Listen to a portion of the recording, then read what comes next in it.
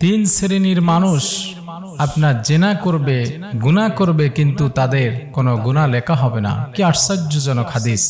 হাদিসটি যখন আমি নিজে পড়ছি বা শুনেছি তখন আমার কাছে আশ্চর্য লেগেছে যে তিন শ্রেণীর মানুষ গুনাহ করবে, জেনা করবে, কিন্তু তাদের গুনাহের খাতা থেকে আল্লাহ তাআলা কলম উঠিয়ে নিয়েছেন, তাদের গুনাহ লেখা হবে না। হাদিসটি মুসনাদে আহমদ এবং আবু দাউদ শরীফের হাদিস। হাদিস নাম্বার হচ্ছে 4398 নম্বর হাদিস। আল্লাহ রাসূল সাল্লাল্লাহু আলাইহি ওয়াসাল্লাম বললেন যে তিন শ্রেণীর মানুষ তারা গুনাহ করলে, তারা জিনা করলে, সেই জিনাহের গুনাহ বা সেই গুনাহটা আল্লাহ পাক রব্বুল আলামিন তাদের লিখবেন না এবং তার জন্য তাদের কোনো জবাবদিহিতা লাগবে না, অর্থাৎ তাদের কোনো গুনাহই হবে না। আল্লাহ রাসূল সাল্লাল্লাহু আলাইহি সাল্লামের হাদিস থেকে পাওয়া যায়, বিশ্বনবী হযরত মুহাম্মদ মুস্তাফা সাল্লাল্লাহু আলাইহি সাল্লাম বললেন, বিশ্বনবী হযরত মুহাম্মদ সাল্লাল্লাহু আলাইহি সাল্লামের হাদিস থেকে জানা যায়, হযরতে আলী রাদিয়াল্লাহু তাআলা আনহু তিনি একদিন রাস্তা দিয়ে হাঁটছেন। ঘটনাটি শুনলে পরে আপনারা বুঝতে পারবেন, জানতে পারবেন সহজে। হযরত আলী রাদিয়াল্লাহু তাআলা আনহু রাস্তা দিয়ে হাঁটছেন।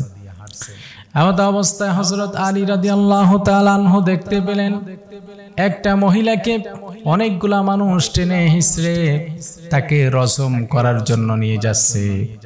তাকে রজম করা হবে পাথর মেরে, মাজা পর্যন্ত গর্ত খুঁড়ে তার ভিতরে ওই মহিলাকে ফেলে এরপরে পাথর মেরে নিক্ষেপ করে রজম করে ওই মহিলাকে শহীদ করে দিবে। এই আদেশ জারি করেছেন হযরতে ওমর ফারুক রাদিয়াল্লাহু তাআলা আনহু।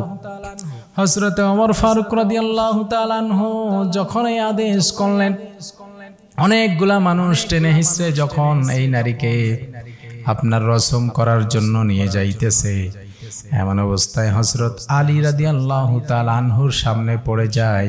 হযরত আলী রাদিয়াল্লাহু তাআলা আনহু জিজ্ঞাসা করলেন যে এই মহিলার অপরাধ কি?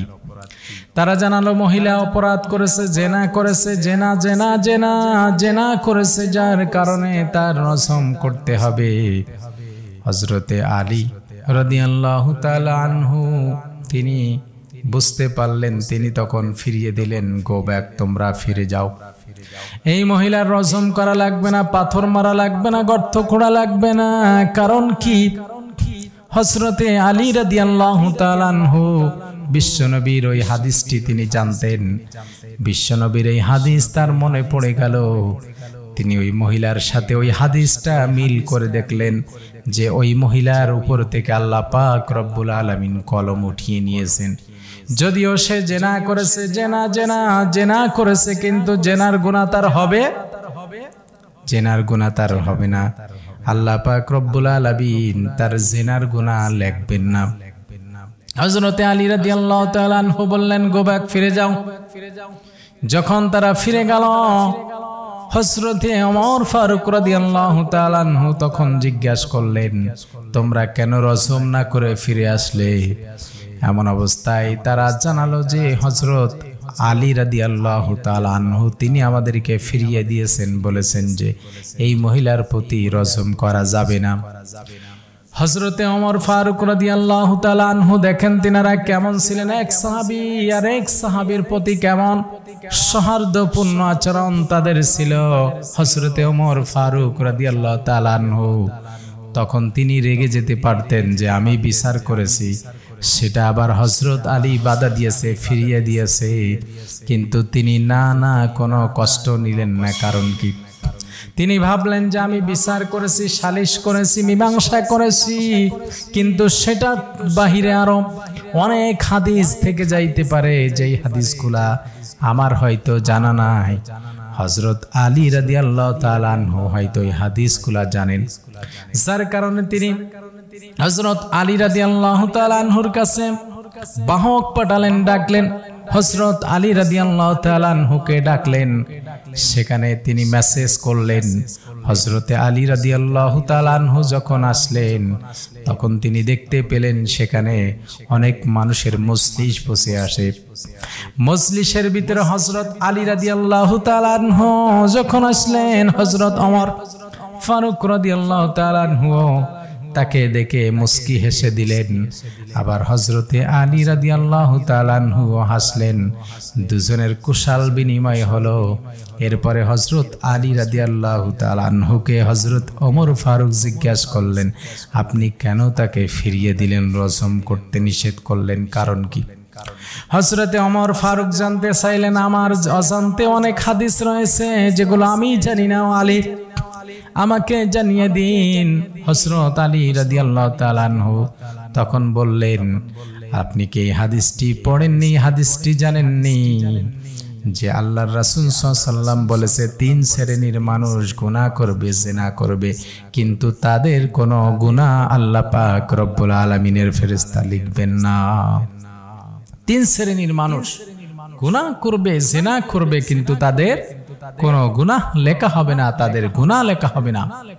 হযরত আলী রাদিয়াল্লাহু তাআলা আনহু হযরত ওমর ফারুক রাদিয়াল্লাহু তাআলা আনহুকে জিজ্ঞাসা করলেন, আপনি কি এই হাদিসটি শুনেননি, জানেননি? তখন হযরত আলী রাদিয়াল্লাহু তাআলা আনহু তখন হাদিসটি শোনালেন। তিনি বললেন, কলা রাসূলুল্লাহ সাল্লাল্লাহু আলাইহি সাল্লাম রুফিয়াল কলাম, অর্থাৎ আপনার কলাম উঠিয়ে নেওয়া হয়েছে, অর্থাৎ গুনাহের লেখা বন্ধ করে দেওয়া হয়েছে, স্তব্ধ করে দেওয়া হয়েছে, স্টপ করে দেওয়া হয়েছে। আন সালাসাতি আনিন নাস, 3 শ্রেণীর মানুষের পর থেকে আল্লাহ রাসূল সাল্লাল্লাহু আলাইহি সাল্লাম বলেছেন, 1 নাম্বার হচ্ছে হাত্তা ইয়াস্তাই কদা, হাত্তা ইয়াস্তাই কদা ওয়ান সাবিহ, অর্থাৎ 1 নম্বর হচ্ছে যেই বান্দা ঘুমান্ত অবস্থায় পাপ করে, ঘুমান্ত অবস্থায় সে ঘুমিয়ে থাকে, এমন অবস্থায় তার কোনো যদি গুনাহ হয়ে যায়, অর্থাৎ আমরা ঘুমান্ত অবস্থায় ঘুমের ঘরে আমাদের অনেক দেখা যায় যে আমরা অনেক স্বপ্ন দেখি, যেগুলো আমরা মনে করি এই এত বড় খারাপ স্বপ্ন দেখেছি, না জানি আমার কত পাপ হয়ে গেছে।